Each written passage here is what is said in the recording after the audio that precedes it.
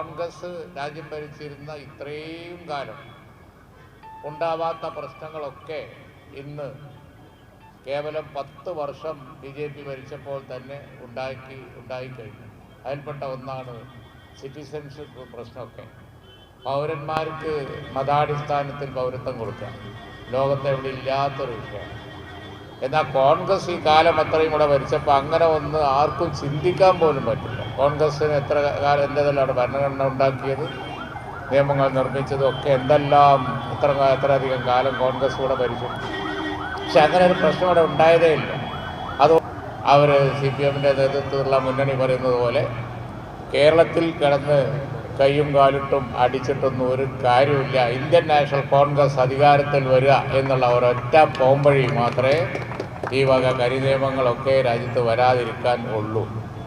തെരഞ്ഞെടുപ്പ് വരെ ഏതായാലും ആ നിയമം കോടതിയുടെ പരിഗണനയിലായി കഴിഞ്ഞു. ഇന്നലെ ഞങ്ങളെല്ലാവരും ഡൽഹിയിലായിരുന്നു. കോടതി പറഞ്ഞു, വിശദമായി നോക്കിയിട്ടല്ലാതെ ഇതുമായി മുന്നോട്ട് പോകരുത് എന്ന് കോടതി പറഞ്ഞിട്ടുണ്ട്. മാത്രമല്ല, കേസ് 9-ാം തീയതിയിലേക്ക് വച്ചിരിക്കുകയാണ്. തൽക്കാലം സ്റ്റേയുടെ ആവശ്യമില്ല. നമുക്കറിയാം, ഗവൺമെൻറ് സമയം ചോദിച്ചിരിക്കുകയാണ്. എന്ന് പറഞ്ഞാൽ ഈ തെരഞ്ഞെടുപ്പിൽ ഇന്ത്യ മുന്നണി അധികാരത്തിൽ വന്നാൽ എന്നേക്കുമായി ഈ കരിനിയമം കുഴിച്ചു മൂടപ്പെടും എന്നുള്ള കാര്യത്തിൽ ഇവിടെ ബഹുമാനായ KPCC പ്രസിഡന്റ് കൊണ്ട് അദ്ദേഹം പറഞ്ഞതുപോലെ നമ്മുടെ അറബിക്കടലിൽ എറിയപ്പെടും എന്നുള്ള കാര്യത്തിൽ യാതൊരു സംശയമില്ല. അതുകൊണ്ട് ഇന്ത്യ മുന്നണി ഈ തെരഞ്ഞെടുപ്പിൽ വരണം. UDF ഈ കേരളത്തിൽ ജയിക്കണം. UDF ജയിച്ചാൽ മാത്രമേ നമുക്കെല്ലാം ശാശ്വത പരിഹാരം ഇന്ത്യ മുന്നണി അധികാരത്തിൽ വന്നാൽ മാത്രമേ ഉള്ളൂ. എന്തുകൊണ്ട് CPM-ൻ്റെ നേതൃത്വത്തിൽ ഇടതുമുന്നണി ആയിക്കൂടാ എന്ന് ചോദിച്ചാൽ, അവരെ സംബന്ധിച്ചിടത്തോളം ഇന്ത്യ മുന്നണിക്ക് ശക്തിയേകാൻ വേണ്ടി അതിൻ്റെ മുന്നണിയിൽ നിൽക്കുന്ന ഇന്ത്യൻ നാഷണൽ കോൺഗ്രസുമായി നേരെ ഉറച്ച പിന്തുണ കൊടുത്ത് സഖ്യം ചെയ്ത് ഇന്ത്യ ഒട്ടാകെ പോകാൻ അവർക്ക് കഴിയുന്നില്ല. അപ്പോൾ അതുകൊണ്ട് തന്നെ കോൺഗ്രസിൻ്റെ നമ്പർ കൂടണം, MP-മാർ കൂടണം. KPCC പ്രസിഡൻ്റാണ് ഇവിടെ ഇരിക്കുന്നത്. പ്രഗത്ഭരായ കേരളത്തിലെ KPCC പ്രസിഡന്റ് ജയിച്ച് പാർലമെൻറ്റിൽ ഉണ്ടാവേണ്ടത് അതുകൊണ്ട് തന്നെ ഇന്ത്യ മുന്നണിയുടെയും UDF-ൻ്റെയും അനിവാര്യമായ ആവശ്യമാണ് എന്നുള്ളത് നമുക്കൊക്കെ അറിയാം. ആ ഒരു കാര്യം ഇവിടുത്തെ ജനങ്ങളോട് പറയാൻ വേണ്ടിയാണ്. നമുക്കെല്ലാവർക്കും അറിയാവുന്ന പോലെ രാജ്യം നേരിടുന്ന ഒട്ടേറെ മറ്റു പ്രശ്നങ്ങളുണ്ട്. ഒരു അപകടത്തിലേക്ക് പോവുകയാണ്. കാരണം ബ്രിട്ടീഷുകാർ ഈ രാജ്യത്തെ ജനങ്ങളെ സമുദായാടിസ്ഥാനത്തിൽ ഡിവൈഡ് ചെയ്തതുപോലെ വീണ്ടും ഡിവൈഡ് ചെയ്താൽ അത് എവിടെ നിൽക്കൂല, അത് അവിടെ നിൽക്കൂല.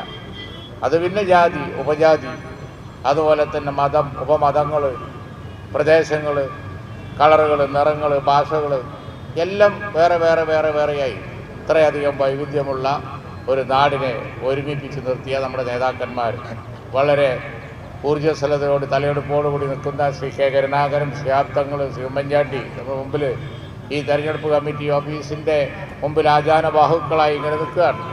അവരൊക്കെ ഈ നാട്ടിലുണ്ടാക്കിയെടുത്ത ഒരു വലിയ ഐക്യവും അതിൻ്റെ സന്ദേശവുമുണ്ട്. അത് നിലനിർത്താൻ വേണ്ടിയാണ് നമ്മൾ പോരാടുന്നത്. അതുകൊണ്ട് തന്നെ ആ പോരാട്ടം മുഖ്യമാണ്, പ്രധാനമാണ്. ഈ അവർ CPM-ൻ്റെ നേതൃത്വത്തിലുള്ള മുന്നണി പറയുന്നത് പോലെ കേരളത്തിൽ കിടന്ന് കയ്യും കാലിട്ടും അടിച്ചിട്ടൊന്നും ഒരു കാര്യമില്ല. ഇന്ത്യൻ നാഷണൽ കോൺഗ്രസ് അധികാരത്തിൽ വരിക എന്നുള്ള ഒരൊറ്റ പോംവഴി മാത്രമേ ഈ വക കരിനിയമങ്ങളൊക്കെ രാജ്യത്ത് വരാതിരിക്കാൻ ഉള്ളൂ. തെരഞ്ഞെടുപ്പ് വരെ ഏതായാലും ആ നിയമം കോടതിയുടെ പരിഗണനയിലായി കഴിഞ്ഞു. ഇന്നലെ ഞങ്ങളെല്ലാവരും ഡൽഹിയിലായിരുന്നു. കോടതി പറഞ്ഞു, വിശദമായി നോക്കിയിട്ടല്ലാതെ ഇതുമായി മുന്നോട്ട് പോകരുത് എന്ന് കോടതി പറഞ്ഞിട്ടുണ്ട്. മാത്രമല്ല, കേസ് 9-ാം തീയതിയിലേക്ക് വച്ചിരിക്കുകയാണ്. തൽക്കാലം സ്റ്റേയുടെ ആവശ്യമില്ല. നമുക്കറിയാം, ഗവൺമെൻറ് സമയം ചോദിച്ചിരിക്കുകയാണ്. എന്ന് പറഞ്ഞാൽ ഈ തെരഞ്ഞെടുപ്പിൽ ഇന്ത്യ മുന്നണി അധികാരത്തിൽ വന്നാൽ എന്നേക്കുമായി ഈ കരിനിയമം കുഴിച്ചു മൂടപ്പെടും എന്നുള്ള കാര്യത്തിൽ ഇവിടെ ബഹുമാനായ KPCC പ്രസിഡന്റ് കൊണ്ട് അദ്ദേഹം പറഞ്ഞതുപോലെ നമ്മുടെ അറബിക്കടലിൽ എറിയപ്പെടും എന്നുള്ള കാര്യത്തിൽ യാതൊരു സംശയമില്ല. അതുകൊണ്ട് ഇന്ത്യ മുന്നണി ഈ തെരഞ്ഞെടുപ്പിൽ വരണം. UDF ഈ കേരളത്തിൽ ജയിക്കണം. UDF ജയിച്ചാൽ മാത്രമേ നമുക്കെല്ലാം ശാശ്വത പരിഹാരം ഇന്ത്യ മുന്നണി അധികാരത്തിൽ വന്നാൽ മാത്രമേ ഉള്ളൂ.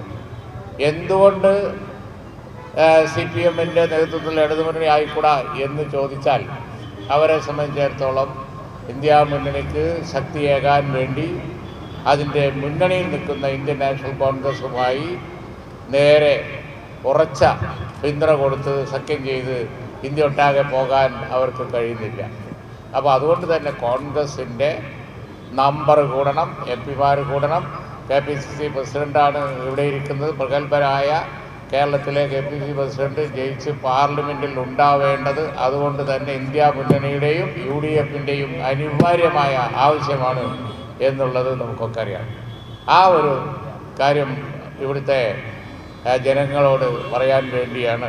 നമുക്കെല്ലാവർക്കും അറിയാവുന്ന പോലെ രാജ്യം നേരിടുന്ന ഒട്ടേറെ മറ്റു പ്രശ്നങ്ങളുണ്ട്. ഒരു അപകടത്തിലേക്ക് പോവുകയാണ്. കാരണം ബ്രിട്ടീഷുകാർ ഈ രാജ്യത്തെ ജനങ്ങളെ സമുദായാടിസ്ഥാനത്തിൽ ഡിവൈഡ് ചെയ്തതുപോലെ വീണ്ടും ഡിവൈഡ് ചെയ്താൽ അത് എവിടെ നിൽക്കൂല, അത് അവിടെ നിൽക്കൂല.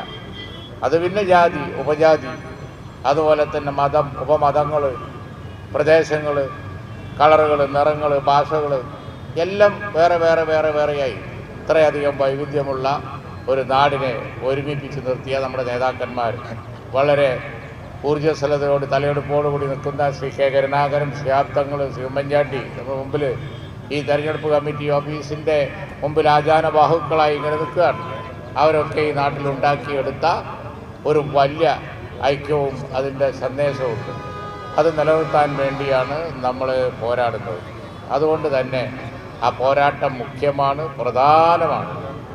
ഈ തെരഞ്ഞെടുപ്പിൽ നമുക്കറിയാം കേരളവും അതുപോലെ തന്നെ കേന്ദ്രവും ഭരിക്കുന്ന ഗവൺമെൻറ്റുകളെ കൊണ്ട് മടുത്ത സ്ഥിതിയിലാണ് ജനങ്ങൾ. വല്ലാതെ മടുത്തുപോയി. സാമ്പത്തികമായി ജനങ്ങൾ വല്ലാത്തൊരു സ്ഥിതിയിലാണ് കേരളത്തിൽ. ഒന്നിനും കാശില്ല. ആശുപത്രികളിൽ പഞ്ഞി വാങ്ങാൻ പണമില്ല. അതുപോലെ തന്നെ ഒരു വില കുറച്ച് വിൽക്കേണ്ട സാധനങ്ങൾ വിൽക്കേണ്ട സ്ഥലത്തൊന്നും അതില്ല. പെൻഷനും മറ്റു കാര്യങ്ങളും ഒക്കെ ആയിരുന്നുണ്ടെങ്കിൽ എത്ര കാലമായി കുടിശ്ശികയാണ്. കിറ്റ് കൊടുത്തും ആനുകൂല്യം കൊടുത്തും അധികാരത്തിൽ വന്ന് അത് തുടരുമെന്ന് പറഞ്ഞ ആളുകൾ ഇപ്പോൾ ഒന്നിനും ഉപ്പ് തൊട്ട് കർപ്പൂരം വരെ ഒരു സാധനവുമില്ല, ഒന്നിനൊട്ട് കാശുമില്ല. അതുപോലെ തന്നെ ഈ നാട്ടിലുള്ള അനുദിനം നമ്മുടെയൊക്കെ ഹൃദയത്തെ വേദനിപ്പിക്കുന്ന ദാരുണമായ കൊലപാതകങ്ങളും കാര്യങ്ങളും ഒക്കെയായി ആകെ ഈ ഭരണം എന്തിന് തുടരണം? ജനങ്ങൾക്ക് മടുത്ത ഒരു സ്ഥിതി കേരളത്തിലും വന്നു കഴിഞ്ഞു. രാജ്യത്തുള്ള കർഷകർക്ക് ബുദ്ധിമുട്ട്, അങ്ങനെ എല്ലാം കൊണ്ടും വിഷമത്തിലായ ഒരു സ്ഥിതി ഇന്ത്യ രാജ്യത്തും അതുപോലെ തന്നെ കേരളത്തിലുമൊക്കെ ഉണ്ടായ ഈ അവസ്ഥയിൽ അതിൽ നിന്നൊക്കെ ഉള്ള മോചനം എന്ന് പറയുന്നത് ഇന്ത്യ മുന്നണിയിലൂടെയാണ്, UDF-ലൂടെയാണ്.